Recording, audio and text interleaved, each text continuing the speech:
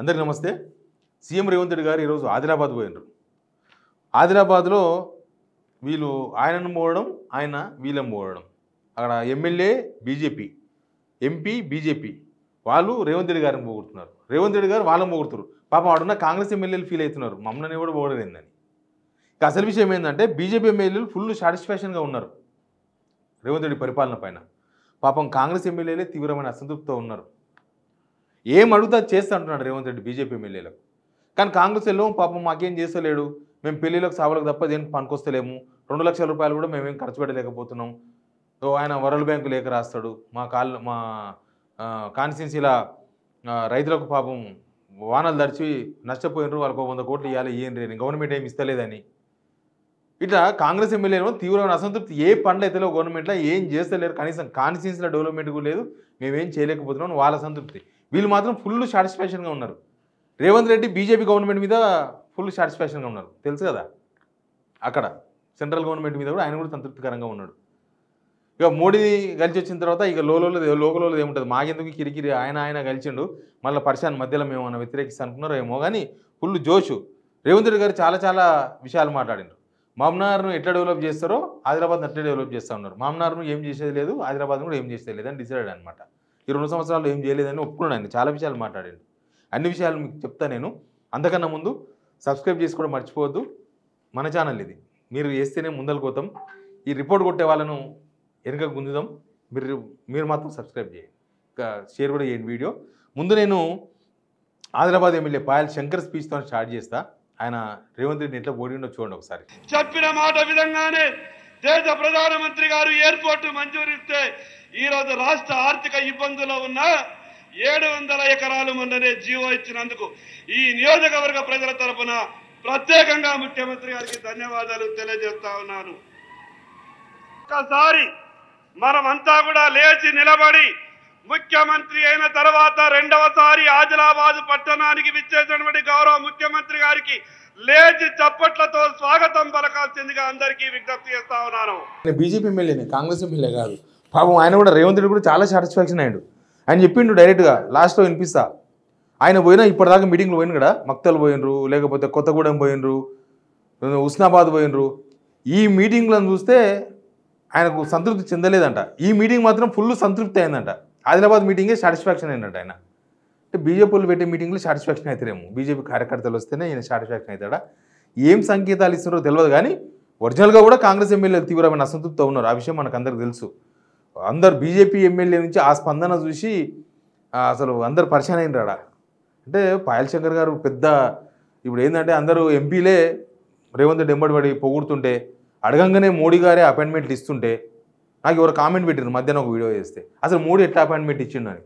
Modi appointment ఇస్తారు, రేవంత్ రెడ్డికి ఒక్కరికి ఇస్తారు, ఎవరికి ఇయ్యారు అపాయింట్మెంట్. అది అడగంగానే ఆయన వచ్చేది లేదని తెలుసు, అయినా సరే ఆయన అపాయింట్మెంట్ అడగడం, ఈయన పోవడం. బయటికి చెప్పేది వేరు. బుల్లెట్ ట్రైన్ అన్నారు కదా, బుల్లెట్ ట్రైన్ అడగలే కదా, ఈయన కూడా చెప్పిండు బుల్లెట్ ట్రైన్ గురించి మాట్లాడలే. ఇక ఆదిలాబాద్కి ఎయిర్పోర్ట్ వచ్చేసినట్టే శంకుస్థాపన చేసిండు. ఉస్మానియా హాస్పిటల్ 2 years అయింది శంకుస్థాపన చేసేడ, ఏమి కాలే ఇప్పటిదాకా. ఇక అయిపోయింది, ఎయిర్పోర్ట్ వచ్చేసింది. ఇంకా మోడీ గారిని కలిసింది ఎయిర్పోర్ట్ కోసమేనంట రేవంత్ రెడ్డి గారు చెప్తారు. ఇక ఇంద్రవెల్లి స్తూపం పర్యాటక కేంద్రంగా మార్చేసారంట. చూడండి ఒకసారి. 40 సంవత్సరాల పైగా ఆనాడు హక్కుల కోసం ఇంద్రవెల్లి ఆదివాసీలు పోరాటం చేసి ఎంతో మంది నేల కొరిగినరు. వాళ్ళందరినీ వాళ్ళ కుటుంబాలను గుర్తిస్తాం, ఆదుకుంటామని చెప్పి అదే విధంగా ఇంద్రవెల్లి అమరవీరుల స్తూపాన్ని పర్యాటక కేంద్రంగా ప్రకటిస్తామని ఆనాడు ప్రకటించడం జరిగింది.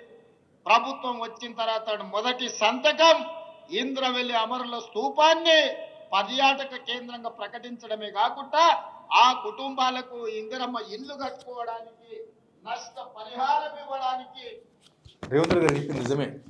పర్యాటక కేంద్రంగా ప్రకటించారంట. 2 years అయింది, ఏం కాలేదు. ఒక రాయి తీయలే, ఒక రాయి పెట్టలే, ప్రకటించేసినాం. ఇదొక అబద్ధం. ఇక మామ్నార్ లాగానే ఆదిలాబాద్ను కూడా డెవలప్మెంట్ చేస్తాం ఆయన అన్న మాట. మామ్నార్ ఎట్లనో నాకు ఆదిలాబాద్ కూడా అంతే. అసలు మామ్నార్ని ఏం పట్టించుకోలేదు, ఇంకా ఆదిలాబాద్ని ఏం పట్టించుకుంటారు. మామ్నార్లో ఏమైంది, ఏమైనా అయిందా? పాలమూరంగారి ప్రాజెక్ట్ ఆగిపోలేదా? అక్కడనే అయిపోయింది. ఈ గవర్నమెంట్ వచ్చిన తర్వాత ఏ నీటిపారుదల ప్రాజెక్టునైనా ఎక్కడనైనా ఒక అడుగు ముందుకు తీసుకుపోయినరా, ఏనన్నా ఒక ఎకరాకు నీళ్ళు ఇచ్చిండ్రా? 2 చేయలేదు. ఇక అభివృద్ధి బాధ్యత నాదే, ఆదిలాబాద్ అభివృద్ధి బాధ్యత, ఆదిలాబాద్ అభివృద్ధి బాధ్యత ఇన్నేదేనంట. వినండి ఒకసారి అది కూడా.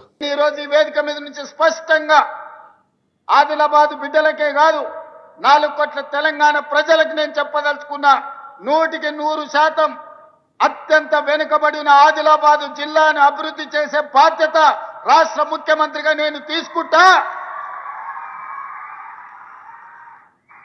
రాబోయే 2 నెలల్లో ప్రత్యేకమైన ప్రణాళికలు తీసుకొని ఇక్కడికే వచ్చి ఎంపీ నగేష్ గారు చెప్పినట్టు ప్రతి నియోజకవర్గానికి ఉమ్మడి ఆదిలాబాద్ జిల్లా యొక్క అభివృద్ధికి ఒక 2 monthsలో వచ్చి అభివృద్ధి కార్యక్రమాల మీద అసలు ఏం కావాలి ఆదిలాబాద్ జిల్లాకు రివ్యూ చేసి ఒక రోజంతా అక్కడ డబ్బులు నిధులు ఇచ్చేస్తా నేను, ఇంకా డెవలప్మెంట్ చేసుకుంటా అని చెప్పిండ్రు. దానికి బీజేపీ ఎమ్మెల్యే గారు ఎప్పటిలాగానే లేచి అందరికన్నా ఎక్కువ నమస్కారం పెట్టిండ్రు. అయితే అంటే 2 yearsలో ఏం చేయలేదని ఒప్పుకున్నట్టే కదా. ఇక్కడ కొడుగుడు మీద ఈకెల్ వీకే వ్యవహారం ఏం కాదు. చేసినోడైతే ఎక్కడ పోయినా సరే, నాట్ ఓన్లీ ఆదిలాబాద్, హుస్నాబాద్ పోయినా, కొత్తగూడెం పోయినా, మక్తల్ పోయినా, ఈ 2 సంవత్సరాల్లో నేను ఇది చేసిన మీ జిల్లాకు, ఎక్కడైనా సరే ముఖ్యమంత్రి వచ్చిందంటే ఇది చేసినాము, ఇది చేస్తాము అని చెప్తారు. ఈ 2 లేవు. ఇంకా చేస్తామనే కానీ ఉన్నాడు తప్ప చేసినామని ఒక్కడు కూడా చెప్పలే. ఇప్పుడు ఈ కామెంట్తోన అదే అర్థమైంది, ఇంక మేమేం చెయ్యం, మేమేం చెయ్యలే.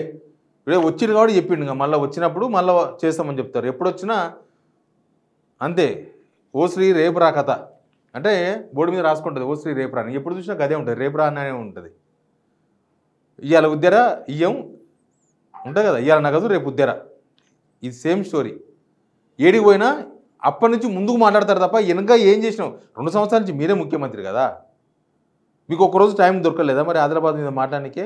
ఆదిలాబాద్ మీదే కాదు, ఏ జిల్లా మీద కూడా ఇప్పటిదాకా రివ్యూ జరగలేదు. ఏ జిల్లాలో ఏం అవసరం ఉందో ఏ జిల్లాకు ₹1 కూడా ఇవ్వలేదు. ఎమ్మెల్యేలే పరిశాన్ అవుతారు, సొంతపాటి ఎమ్మెల్యేలే ఏమి ఇస్తలేరు, ఏం చేస్తలేరు, ఏం చేయాలి మేము ముఖాలు 5 రూపాయల జనాలు, కానీ వాళ్ళంతా పరిశాన్లో ఉన్నారు. ఇక చెప్పలాగానే దేని మీద కాళేశ్వరం ఏమో కూలిపోయిందంట, కానీ వీళ్ళ గవర్నమెంట్ వచ్చినాక 1 కోటి ఎకరాలకు నీళ్ళు ఇస్తున్నారంట.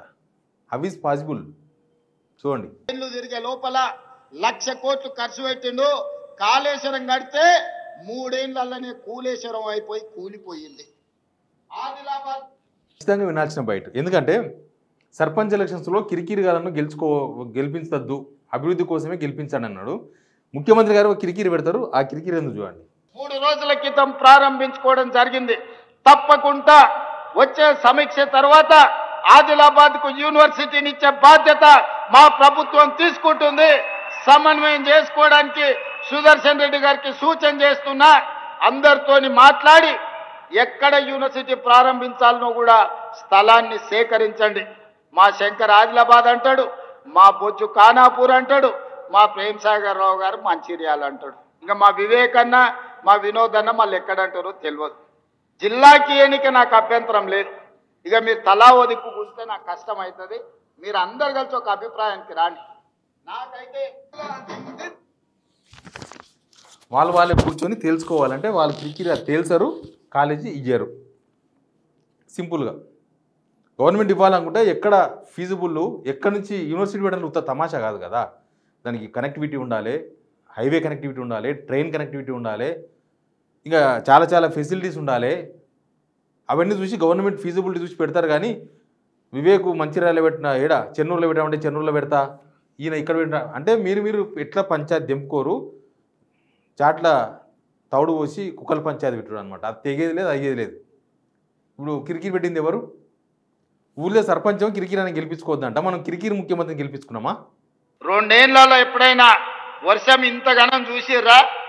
ఎక్కడ ఆడబిడ్డలు సంతోషంగా ఉంటారో అక్కడ పాడి పంటలు సమృద్ధిగా పండుతాయని పెద్దలు చెప్పారు. ఇవాళ తెలంగాణ రాష్ట్రంలో ఆడబిడ్డలు సంతోషంగా ఉన్నారు కాబట్టి మన రాష్ట్రంలో వర్షాలు సమృద్ధిగా ఉండి ఈ రోజు పంటలు పండుతున్నాయి.